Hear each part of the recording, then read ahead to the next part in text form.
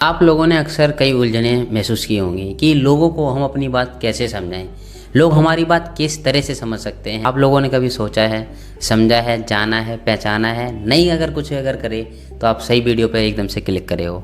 तो आज की वीडियो में आपको बताऊंगा कि आप लोगों को किस प्रकार से अपनी बातों को समझा सकते हो, बता सकते हो। तो ठीक है, अब दोस्तों वीडियो कर देते हैं फाइनली स्टार्ट। तो पहला स्टेप भाई हमारा ये है कि बोलने से पहले हमें लोगों को सुनना चाहिए। ठीक है, अगर हम लोगों को अच्छे से सुन लेते हैं, समझ लेते हैं, ठीक है, तो हम अच्छे से अपनी बात वहाँ पर एक्सप्लेन कर सकते हैं।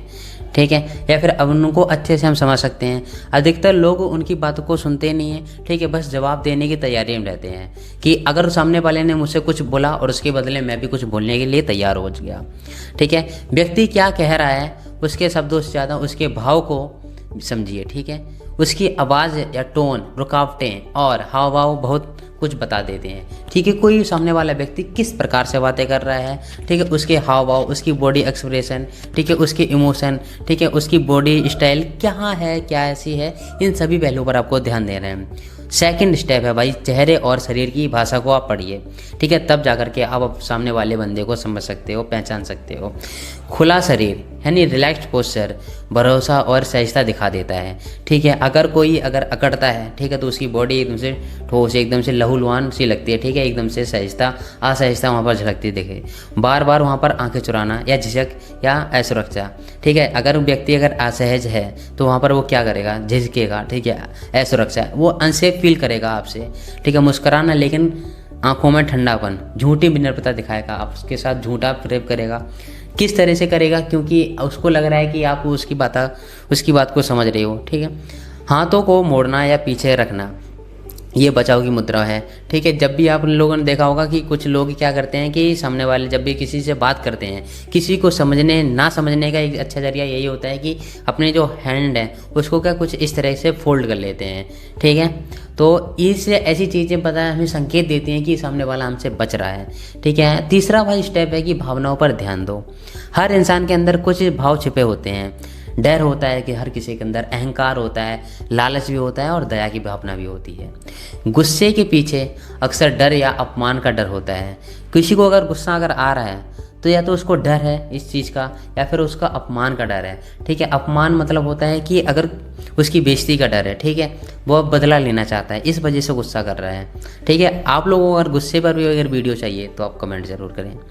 ज़्यादा बोलने वाले व्यक्ति स्वीकृति चाहते हैं। जो ज़्यादा लोग बोलते हैं वो उनको क्या चाहिए, स्वीकृति चाहिए। ज़्यादा से ज़्यादा वो लोग वही चाहते हैं कि मुझे ज़्यादा से ज़्यादा लोग एक्सेप्ट करें, समझें। ठीक है, जो चुप रहने वाला व्यक्ति होता है वह हमेशा सोच में डूबा रहता है, सतर्क रहता है।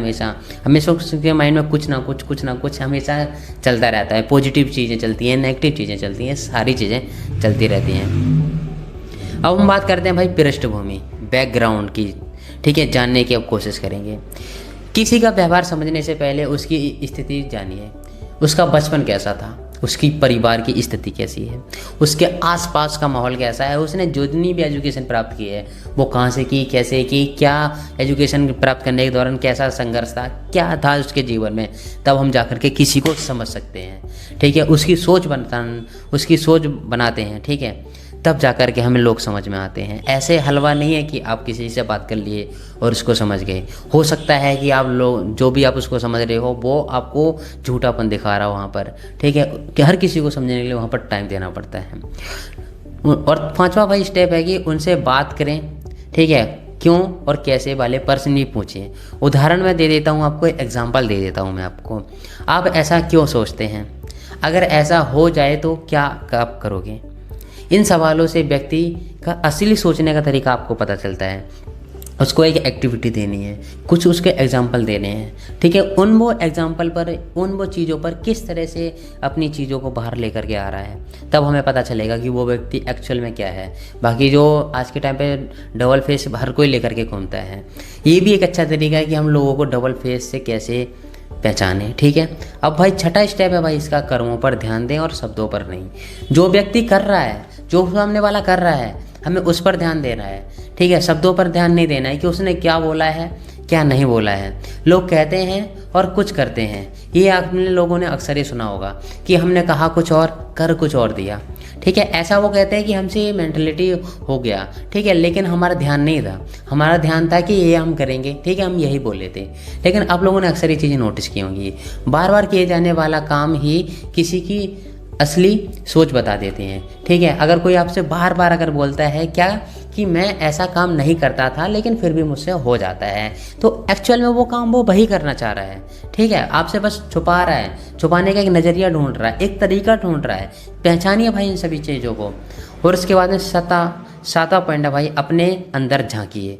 अपने अंदर जब हम झांकते हैं तो कभी कभी हम दूसरों से वही देखते हैं जो हम अपने अंदर महसूस करते हैं। अगर हमारे अंदर अगर ईर्ष्या की भावना है, लालच की भावना है, होड़ की भावना है, ठीक है, या फिर हमारा माइंड सेट नेगेटिविटी अगर देखता है, पॉजिटिविटी देखता है, तो हम भी उन्हीं सभी पहलुओं पर देखते हैं कि सामने जैसे हमारी थिंकिंग है, जस्ट लाइक हम सामने वाले को देखते हैं, उसी थिंग से देखते हैं, उसी नज़रिए से देखते हैं, क्योंकि हम देख भी तो हम ही रहे हैं, ठीक है। तो ये सारी चीज़ें होती हैं। तो किसी को समझने से पहले अपने अंदर की गुणधर्म को जानो, अपने चीज़ों को जानो कि मैं कैसा हूँ, मैं कैसी हूँ, तब जाकर के हम सामने वाले की चीज़ों को देख सकते हैं, बता सकते हैं।